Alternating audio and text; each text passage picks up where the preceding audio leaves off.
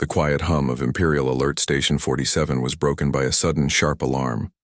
Red lights flashed across the curved metal walls as 3 Galactic Empire officers jumped to their stations. Their gray uniforms seemed to glow under the emergency lights. "What is it?" Commander Voss asked, his tall figure moving quickly to the main screen. His eyes, dark and serious, scanned the blinking dots on the display. Officer Trell's fingers moved fast across the control panel. "Unknown ship, sir. It just entered the Kildaran sector through the outer gate." "Impossible," Voss said. "No ships are planned for this sector for the next 3 cycles." The station was small but important, sitting at the edge of what the Empire considered a vital trade route. For years, Station 47 had a simple job: watch the stars, log the approved ships, and report anything unusual. Today was different. "Get me visual," Voss ordered, his voice tight. The main screen changed to show a sleek, dark ship moving steadily through space. Its design was unlike the rounded shapes of Imperial vessels.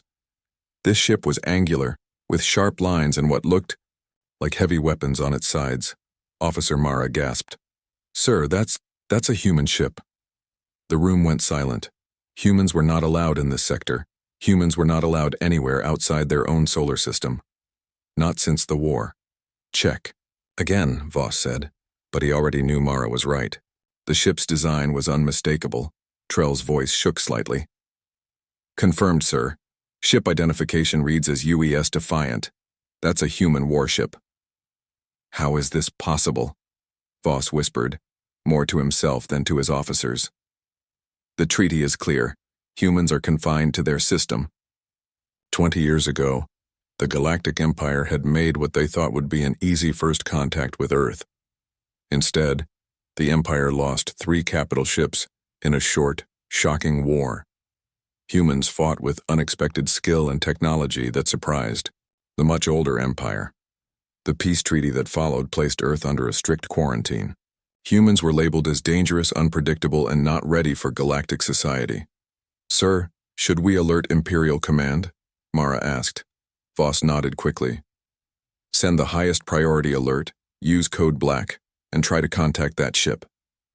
As Mara sent the urgent message, Trell opened a communication channel. "UES Defiant, this is Imperial Alert Station 47. You have entered restricted space. Explain your presence immediately." The only response was silence. "UES Defiant, respond now or we will consider this an act of war." Still nothing. "Sir, they're ignoring us," Trell said, "but they're not attacking. They're just continuing on their course." Voss studied the ship's path on the screen. "Where are they headed?" "If they maintain this course, they'll reach the Centauri outpost in about 6 hours." "The weapons research facility?" Voss felt cold fear in his stomach. "Alert the outpost, and keep trying to contact that ship."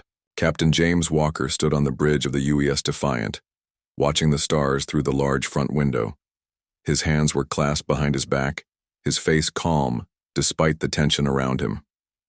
"Captain, the Imperial station is hailing us again," said Communications Officer Parker. "This is the 5th attempt." Walker nodded but said nothing.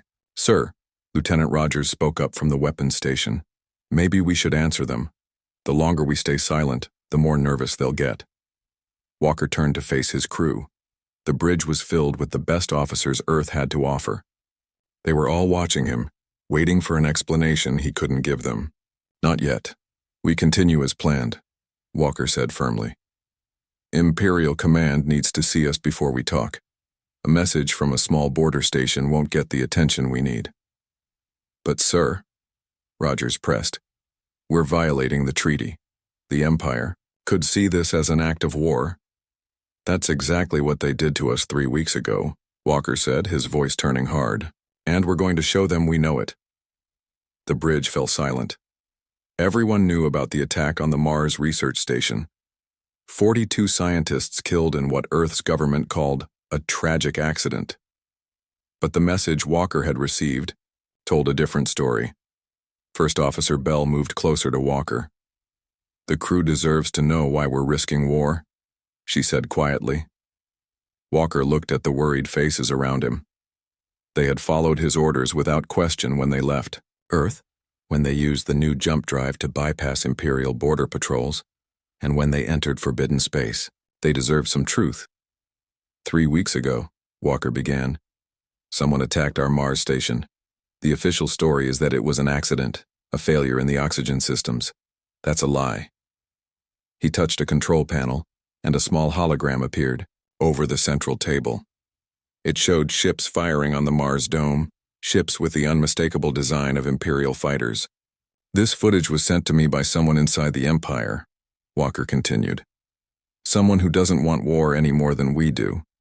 Someone who says there's a group within the Empire trying to provoke a new conflict with Earth. The crew stared at the hologram, shock on their faces. We're not here to start a war, Walker said firmly. We're here to prevent one. But to do that, we need to speak directly to Imperial Command, not some border station. We need to show them we know what happened and we can reach them whenever we want. And if they attack us? Bell asked. Walker's face was grim. Then we show them why that's a bad idea. Back at Station 47, things were getting worse. Imperial Command had responded to their alert with a simple message. Hold position. Battle group incoming. A battle group? Mara whispered. They're sending a battle group against one ship? Voss understood the Empire's response. Humans were feared for a reason. During the Short War, a single human ship had destroyed an Imperial cruiser 3 times its size. The Empire had superior numbers, but humans had shown surprising tactical skills and weapons technology. Sir, the human ship is not changing course, Trell reported, still heading toward the Centauri outpost. Keep monitoring them, Voss ordered, and prepare all data logs for the battle group. They'll want to know everything about how that ship got past our outer defenses. As the station continued its urgent work, the UES Defiant moved steadily deeper into Imperial space. In 6 hours, it would reach a critical Imperial facility. In 6 hours, the fate of 2 civilizations might change forever. Aboard the Defiant, Captain Walker looked at the star map showing their path. The evidence was secured in the ship's data core. The plan was in motion. There was no turning back. For Earth, he said quietly to himself. For peace. Grand Admiral Tarn stood with his hands behind his back, watching the large holographic display that dominated the command center of the Imperial flagship Dominion. His weathered face, marked with the scars of past battles, remained expressionless as officers rushed around him. Show me this human vessel again, he ordered. The display shifted to show the UES Defiant moving steadily through Imperial space. Tarn had fought in the brief but bloody war with humans 20 years ago. He had personally witnessed what a single human ship could do when cornered. What do we know about their capabilities? Tarn asked. Intelligence Officer Merrick stepped forward, a thin man with sharp eyes and a datapad in his hand. Very little, Admiral. After the treaty, we placed monitoring stations near their system, but the humans have been careful about what they test in open space. This ship, he pointed at the display, shows features we haven't seen before. Explain. Our scans indicate their hull is made of a new alloy, stronger than what they used during the war. Their engine signature suggests they've improved their propulsion system significantly. And there's something else. Merrick paused. They somehow bypassed our outer defense grid without triggering any alarms.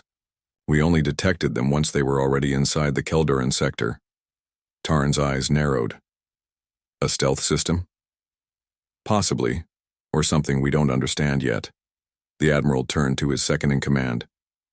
Captain Lorek, what is the status of our battle group? Lorek, a tall woman with a tight gray bun, looked up from her console. All ships in position, sir. The human vessel is surrounded. They cannot escape. Good. Open a channel. The communications officer nodded, and Tarn stepped forward. UES Defiant, this is Grand Admiral Tarn of the Galactic Empire. You have violated the treaty and entered restricted space. Power down your weapons and engines immediately. This is your only warning. The bridge fell silent as they waited. Tarn had expected immediate compliance. The Empire's battle group consisted of 5 heavy cruisers and the massive Dominion. No single ship, especially a human one, would dare to challenge such force. but the Defiant continued its course. "Sir, they're not responding," the communications officer said. Tarn frowned. "Target their engines, prepare to fire a warning shot." "Wait," Merrick interrupted. "They're transmitting something." A moment later, a human face appeared on the main display. A man with short gray hair and determined eyes looked out at them. "Admiral Tarn," the man said calmly. "I am Captain James Walker of the United Earthship Defiant. I recognize your authority in this sector, but I cannot comply with your order." Tarn stepped closer to the display. "Captain Walker, you are in violation of a treaty your own government signed. Turn your ship around immediately or we will open fire." "I'm afraid I can't do that, Admiral. We have evidence that Imperial forces attacked a human research station 3 weeks ago. 42 civilians died. We're here to speak with your high command about this unprovoked act of war." Murmurs spread through the bridge. Tarn's face remained stone-like. "These are serious accusations, Captain. The Empire has not authorized any action against Earth or its colonies." "Then you should be very interested in the proof we carry," Walker replied. "I propose a meeting, just you and me. My ship will remain where it is under the watch of your battle group." Tarn considered the offer. If he opened fire now, it would mean war. If the humans truly had evidence of an attack, he needed to see it. "Very well, Captain. You may board the Dominion with 2 officers. Any sign of deception, and your ship will be destroyed." Walker nodded. "Agreed. We'll prepare a shuttle." As the transmission ended, Captain Lorek moved to Tarn's side. "Admiral, this could be a trap." "Possibly," Tarn said. "But something doesn't add up. If humans wanted war, they wouldn't send a single ship. Prepare the meeting room and triple the guards. I want to hear what Captain Walker has to say." Lieutenant Kate Miller paced nervously in the Defiant's weapons control room. As the ship's tactical officer, she knew better than anyone how outmatched they were. The Imperial battle group could destroy them in seconds. "He's going to get us all killed," she muttered. First Officer Bell entered the room and heard her comment. "The captain knows what he's doing, Lieutenant." Miller stopped pacing. "Does he? We're 1 ship against 6, and now he's planning to board their flagship? It's suicide." Bell's expression softened. "Kate, there's more happening than you know. The captain received that transmission from someone high in the Imperial command, someone who wants to prevent war as much as we do." "You believe that? That someone in the Empire would help us?" "Not everyone agrees with the quarantine policy. Some believe humans in the Empire could benefit from working together." Miller leaned against the console. "So what's the real plan here? We can't possibly think the Empire will just apologize and let us go home."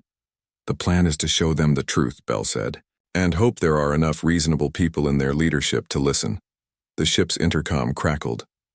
"First Officer Bell and Lieutenant Miller, report to the shuttle bay. You're accompanying the captain to the Dominion." Miller's eyes widened. "Me? Why me?" "Because you know our weapons systems better than anyone, and the captain wants to be transparent about our capabilities. We're not here to threaten them." As they walked toward the shuttle bay, Miller felt her heart racing. She had never set foot on an Imperial ship before. Few humans had, and returned to tell about it. Captain Walker was waiting for them by the small shuttle. His uniform was perfectly pressed, his expression determined.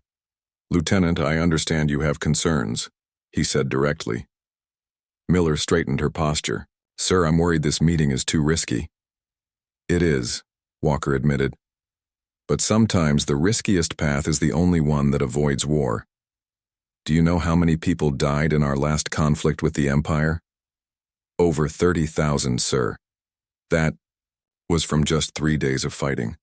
Imagine what would happen now with both sides more advanced. Billions could die." Walker's eyes held hers. "I need you with me, Lieutenant. The Imperial Admiral needs to understand our weapons capabilities directly from you." Miller nodded slowly. "I understand, sir." The 3 officers boarded the shuttle, and Miller watched through the viewport as they left the safety of the Defiant. The Imperial flagship grew larger as they approached, its massive hull dwarfing their small craft. "Remember," Walker said quietly, "we're not just representing our Ship were representing all of humanity. As their shuttle entered the Dominion's docking bay, Miller saw rows of Imperial soldiers waiting. Their dark uniforms and stern faces made her stomach tighten with fear. Walker seemed to sense her anxiety. "Keep your head high, Lieutenant. We have nothing to be ashamed of. We're here for truth and justice." The shuttle door opened with a soft hiss and Captain Walker stepped out first, his back straight and his gaze steady. Bell and Miller followed close behind. Grand Admiral Tarn stood waiting, flanked by his officers and guards. His cold eyes studied the humans carefully. "Captain Walker," Tarn said, his deep voice echoing in the large docking bay. "Welcome aboard, the Dominion. Now show me this evidence that was worth risking war for." The meeting room aboard the Imperial flagship Dominion was cold and stark. Metal walls reflected the harsh white lights, and the large oval table seemed to stretch endlessly between the two groups. On one side sat Captain Walker, First Officer, Bell, and Lieutenant Miller. On the other, Grand Admiral Tarn, Intelligence Officer Merrick, and Captain Lorek. The tension in the room was thick enough to touch. Imperial guards stood at each corner, their weapons ready. "You claim our forces attacked your research station," Admiral Tarn began, his voice echoing in the quiet room. "This is a serious accusation, Captain Walker." Walker nodded. "It is, and I wouldn't make it without proof." He placed a small device on the table. "May I?" Tarn nodded stiffly. Walker pressed a button, and a hologram appeared above the table. It showed the Mars research station, a large dome structure on the red planet's surface. Then came the attack. 3 ships swooped down, firing energy weapons that cut through the dome's outer shell. The air rushed out and small figures could be seen being pulled into the vacuum of space. "These ships," Walker said, pointing to the attackers, "are Imperial fighters. Type 7 strikers, if I'm not mistaken." Merrick leaned forward, studying the footage carefully. "The design is similar, but—" He frowned and looked at Tarn. "Admiral, something isn't right." Tarn's eyes narrowed. "Explain." "The engine signature is wrong.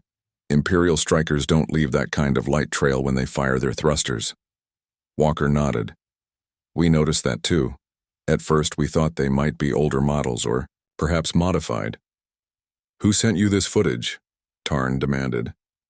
"It came through an anonymous channel. The sender claimed to be someone within your government who wants to prevent another war." Tarn exchanged glances with his officers.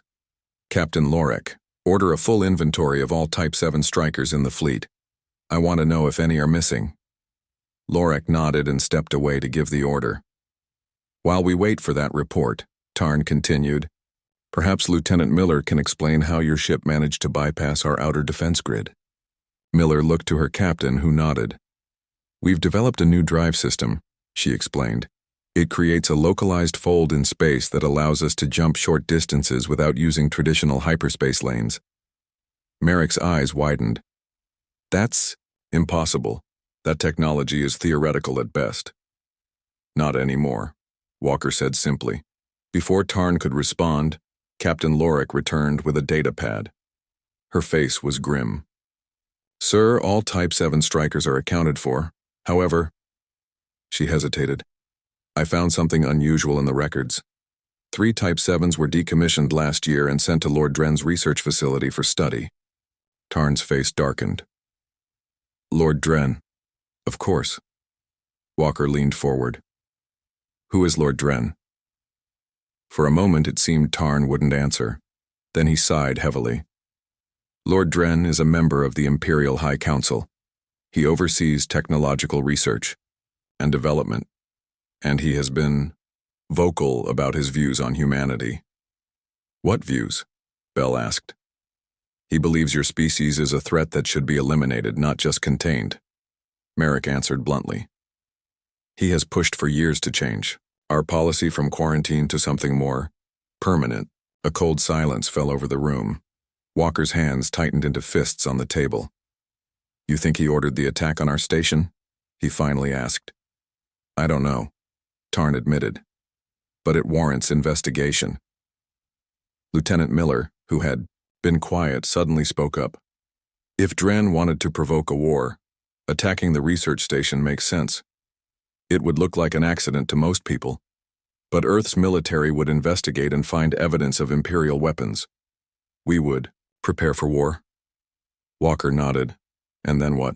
Even if Earth struck back, we couldn't defeat your entire empire. Tarn's expression grew troubled. Unless Dren has a plan we don't know about, a weapon or strategy that would give him an advantage. The door to the meeting room suddenly slid open. A young Imperial officer rushed in, breathing hard. Admiral, urgent message from the Emperor himself. Tarn stood immediately. What is it? Sir, Lord Dren's research facility has gone dark. All communications cut off 3 hours ago. The Emperor demands an explanation. Tarn and Walker exchanged looks. In that moment, something shifted between them, a mutual understanding that transcended their different uniforms. Captain, Tarn said slowly, I believe we may have a common enemy. Walker nodded. It seems that way. Tarn turned to his officers. Prepare my shuttle. I need to speak with the Emperor directly. Then to Walker. Your ship will remain here under guard. No communications with Earth until we sort this out. Unacceptable, Walker said firmly. I propose an alternative. Your ship continues to the Imperial capital with proof of what happened at Mars. My ship investigates Dren's facility. You expect me to allow a human warship to approach a sensitive Imperial research facility? Alone? Not alone, Walker countered. Send a small escort with us. Enough to watch us, but not so many that we'd attract Dren's attention if he's monitoring Imperial fleet movements. Tarn considered this. And why would I trust you? Because, Walker said quietly, 42 innocent scientists died. If Dren is responsible, I want him to face justice. Imperial justice, if necessary. This isn't about starting a war, it's about preventing one. After a long moment, Tarn nodded. One cruiser will accompany you. Captain Lorek will command it. She has my complete trust. And Lieutenant Miller will remain here, Walker added, surprising everyone, as our liaison and to answer any technical questions about our capabilities. Miller's eyes widened. Sir? The Admiral needs to trust us, Walker explained. This shows our good faith. Tarn nodded slowly. Very well. The Defiant and the cruiser Vigilant will depart for Dren's facility in 2 hours. I will take the Dominion and the rest of the battle group to the capital. As the meeting broke up, Miller pulled her captain aside. Sir, are you sure about this? Splitting up our forces? Walker's voice dropped to a whisper. We don't have a choice, Kate. If Dren is trying to start a war, we need to find out why and stop him, and if it's a trap? He glanced at Tarn, who was giving orders to his officers. I think the Admiral is just as concerned as we are. He could have destroyed our ship the moment we entered this sector. He didn't. Miller nodded slowly. Be careful, sir. You too, Lieutenant. Remember everything we've talked about. The future of Earth may depend on it. As Walker and Bell prepared to return to the Defiant, Tarn approached them one last time. Captain, he said in a low voice, if what you suspect is true, and Lord Dren is operating without the Emperor's knowledge, then we both face great danger. Tread carefully. Walker met the Admiral's eyes. We always do, Admiral. It's how we've survived this long. For the first time, a hint of a smile touched Tarn's stern face. Perhaps that's why Lord Dren fears your kind so much. As the humans departed, Tarn watched them go with troubled eyes. 20 years ago, he had fought against humans as enemies. Now he might be forced to fight alongside them against a threat from within his own empire. The game had changed, and the rules were no longer clear. The UES Defiant moved silently through space alongside the Imperial cruiser Vigilant. They were an odd pair, the sleek, angular human warship and the larger, curved Imperial vessel. Both ships had their weapon systems on standby, ready but not active. Trust was thin between them. On the bridge of the Defiant, Captain Walker studied the star map showing their destination. Lord Dren's research facility orbited a small moon in a remote system far from the usual Imperial patrol routes. First, Officer Bell stood beside him. "We'll be there in 20 minutes, sir." Walker nodded. "Any communication from the facility?" "None. And Captain Lorek reports the same. The place is completely silent." "That doesn't sound good." Walker turned to his communications officer. "Any word from Lieutenant Miller aboard the Dominion?" "Yes, sir. She reports that Admiral Tarn has made contact with the Emperor. The Emperor claims he never authorized any action against Earth and has ordered a full investigation into Lord Dren's activities." Walker's face remained serious. "Let's hope that's true." The view screen showed the Vigilant keeping pace beside them. Captain Lorek had been professional but cold since their departure. Walker couldn't blame her. No Imperial officer would be comfortable escorting a human warship through Imperial space. "Sir?" the sensor officer called out. "We're picking up debris ahead." Walker frowned. "Show me." The view screen changed to show scattered pieces of metal, floating in space. Some were clearly parts of ships. "Analysis?" Walker asked. "Imperial design, sir. Looks like at least 2 small patrol ships were destroyed here." Walker opened a channel to the Vigilant. "Captain Lorek, are you seeing this?" Lorek's face appeared on the screen, her expression grim. "Yes, Captain. Those were Imperial security vessels assigned to protect the research facility." "Any idea what happened to them?" "The damage pattern suggests they were hit by high-energy weapons, very powerful ones." Lorek paused. "Captain, we should approach with extreme caution." "Agreed. Let's go to silent running. Minimal power, no active scans." Both ships reduced their energy signatures and continued forward slowly. Soon they came within visual range of the facility, a large ring-shaped structure orbiting a small gray moon. "No visible damage to the outer hull," Bell observed. "But no lights either. The whole place looks dead." Walker made his decision. "We need to go inside, prepare a boarding party." An hour later, Walker led a mixed team through the dark corridors of the research facility. 3 officers from the Defiant walked alongside 3 Imperial soldiers from the Vigilant. Captain Lorek had insisted on coming herself, unwilling to trust the investigation to others. Their flashlights cut through the darkness, revealing empty labs and abandoned workstations. Emergency lights provided minimal illumination, bathing everything in an eerie red glow. "Where is everyone?" Bell whispered.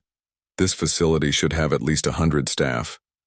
"No signs of battle," Lorek noted, her hand resting on her weapon. "No blood, no blast marks." They reached a large set of doors marked with Imperial symbols. Walker couldn't read them, but Lorek's face darkened. "Restricted area," she translated. "High-level clearance only." "Can you open it?" Walker asked. Lorek hesitated, then nodded. She placed her hand on a scanner, and after a moment the doors slid open with a hiss. The room beyond was massive, a central laboratory with dozens of workstations arranged in circles. Unlike the rest of the facility, this room had power. Screens flickered with data, and equipment hummed softly. And at the center stood a tall, thin man in elaborate Imperial robes. He turned as they entered, showing no surprise at their arrival. "Ah, visitors," he said calmly. "I've been expecting you." Lorek stepped forward, her weapon raised. "Lord Dren, by order of the Emperor, you are under investigation for unauthorized military action against Earth." Dren smiled coldly. "Captain Lorek, how disappointing to see you working with humans." His gaze shifted to Walker. "And you must be the brave Earth captain who ventured into our territory." "Captain Walker, yes?" Walker nodded, studying the man carefully. "Where is your staff, Lord Dren?" "Gone. I dismissed them when I learned of your approach. What we discuss here is not for common ears." Walker moved slowly around the edge of the room, noting the various pieces of equipment. Some looked Imperial, but others. "You've been studying human technology." "Studying?" "No, Captain. Improving it." Dren gestured to a large device in the corner. "Do you recognize that?" Walker did. It was similar to the drive system that powered the Defiant, the technology that allowed them to bypass Imperial defenses. How did you get this? Walker demanded. Not all humans believe in peace, Captain. Some can be bought. Others simply hate their own government enough to help us. Dren's smile widened. But that's just one piece of the puzzle. Lorik moved closer to Dren. You attacked the human research station. Why? To start what should have been finished 20 years ago. Dren's voice hardened. Humans are dangerous. They advance too quickly. In just 2 decades, they've nearly matched technology that took us centuries to develop. The quarantine was a mistake. They should have been eliminated when we had the chance.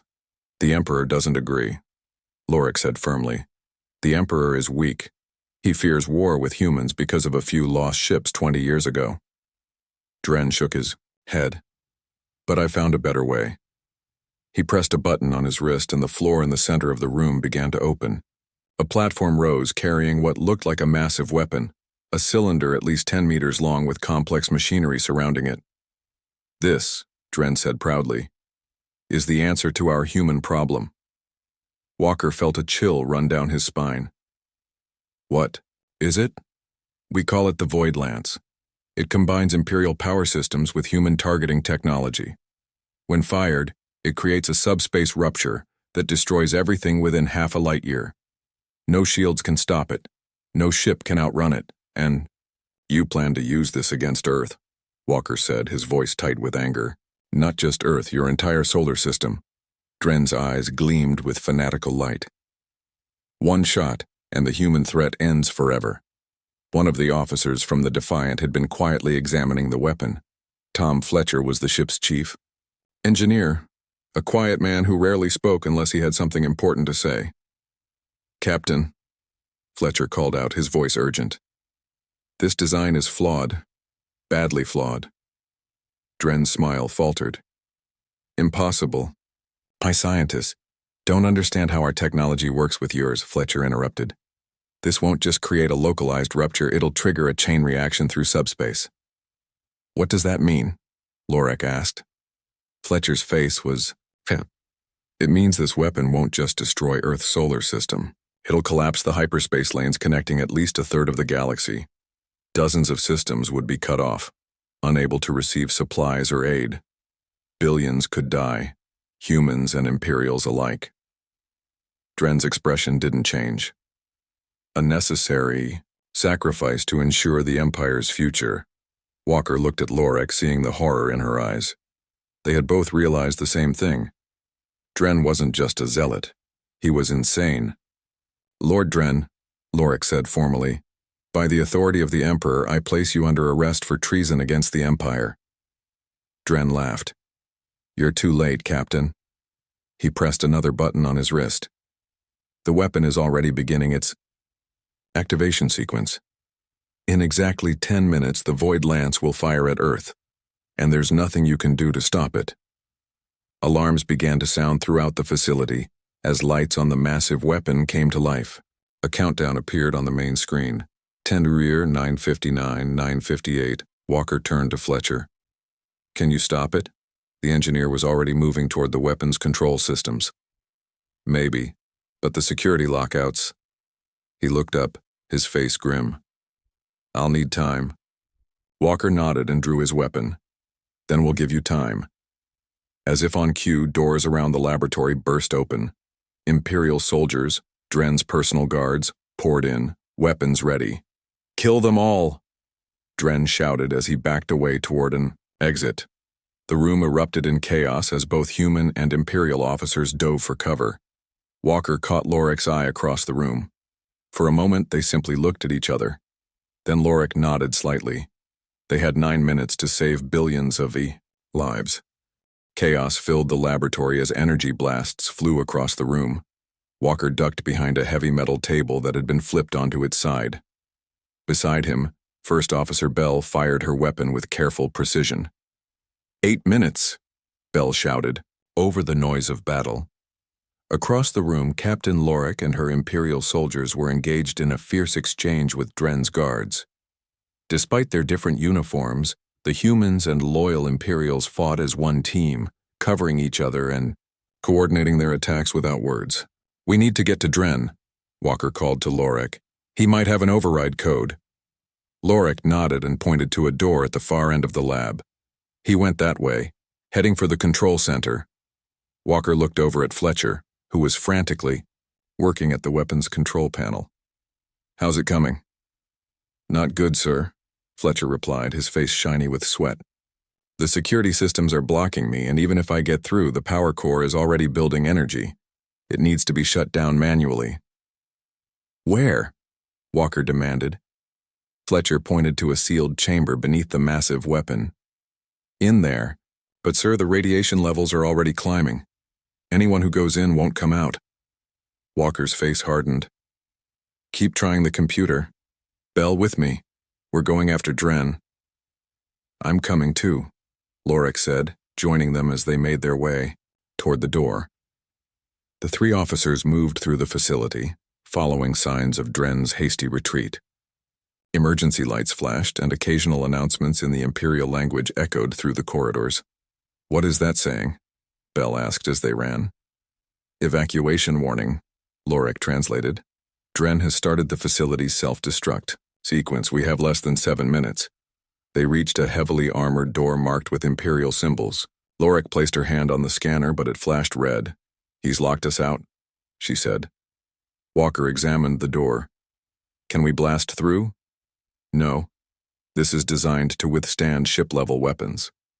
Bell pointed to a maintenance panel nearby. "What about that? Could we access the door controls through there?" Lorik nodded. "Possibly." As Bell worked on the panel, Walker's communicator crackled to life. "Captain," Fletcher's voice came through, tense and urgent. "I've managed to slow the countdown, but I can't stop it. The weapon will fire in 10 minutes now instead of 5, but that's all I can do from here." "Good work," Walker replied. "Keep trying." "There's something else," Fletcher continued. "I've analyzed the targeting system. It's not aimed at Earth." Walker frowned. "What?" "It's aimed at the hyperspace junction near Alpha Centauri. If it hits there, it will collapse all connected lanes. The destructive wave would reach Earth within minutes, and then continue to at least 12 major Imperial worlds." Walker and Lorik exchanged shocked looks. "Dren's insane," Lorik whispered. "This would cripple the Empire, not save it." "I think that's his plan," Walker said grimly. "He doesn't just want to destroy Earth. He wants to reshape the Empire, cut off worlds that might oppose him." The door suddenly slid open as Bell finished her work on the panel. "Got it!" The control center beyond was a circular room with screens covering the walls. At its center stood Lord Dren, working at a command console. "It's over, Dren," Walker called, his weapon raised. Dren turned slowly, his face calm despite the chaos around him. "Over? No, Captain. It's just beginning. My new empire will rise from the ashes of the old." "Your weapon won't just destroy Earth," Lorik said. "It will devastate Imperial worlds too. Billions of your own people will die." "Necessary sacrifices," Dren replied coldly. "The survivors will be stronger and they will follow me." Walker stepped forward. "Give us the override code." Dren laughed. "There is no override. I made sure of that." Without warning, Dren drew a small weapon and fired at Walker. Bell moved fast, pushing her captain aside, but the energy blast caught her in the shoulder. She fell with a cry of pain. Lorik fired immediately, hitting Dren in the chest. He staggered back but remained standing, protected by some kind of energy shield. "Imperial technology," Dren said, smiling despite his obvious pain. "Not even your weapons can stop me now." Walker's communicator crackled again. "Captain," Fletcher's voice was desperate now. "We're out of time. The only way to stop this is to manually disconnect the power core from inside the radiation chamber." "That's suicide," Walker replied. "I know, sir, but there's no other way." A terrible silence fell over the command channel. Then Fletcher spoke again, his voice calm and determined. "I volunteer, sir. My father died in the first war with the Empire. I always wondered if I'd have been brave enough to do what he did. Now I know." Walker closed his eyes briefly. "Fletcher, it's been an honor, Captain. Tell my wife I love her." The channel went silent as Fletcher cut the connection. In the laboratory, Tom Fletcher looked at the sealed radiation chamber door. The warning lights flashed red around it, and the temperature in the room was rising as the weapon's power core reached critical levels. He took a deep breath and entered his override code.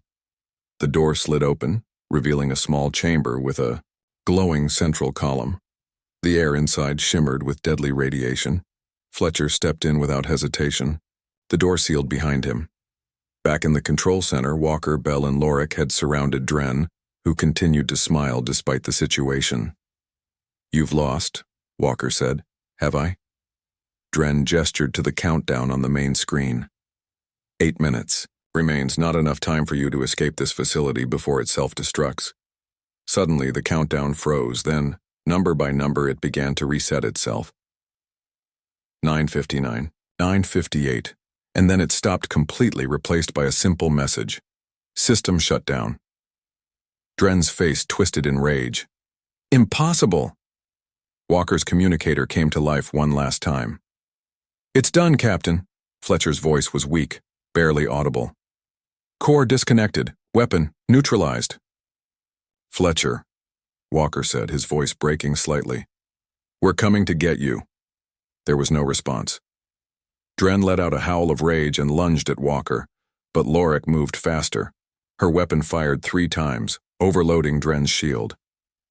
The Imperial Lord fell to the ground, his plans dying with him. 1 month later, Captain James Walker stood in the Grand Hall of the Imperial Palace.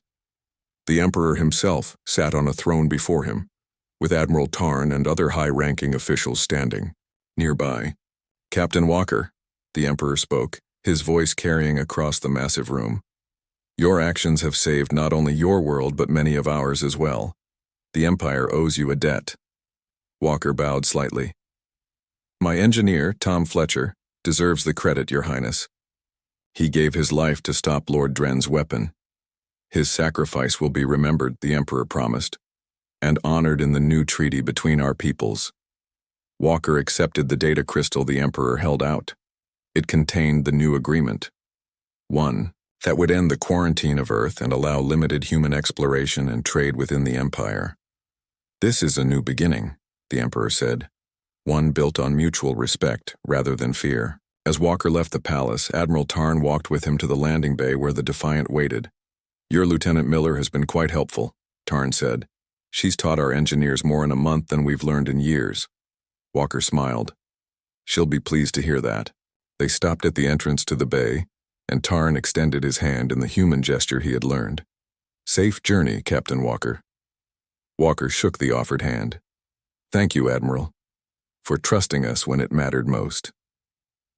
"Perhaps one day," Tarn said thoughtfully, "we'll serve together." "I'd like that," Walker replied. Aboard the Defiant, the crew stood at attention as Walker returned.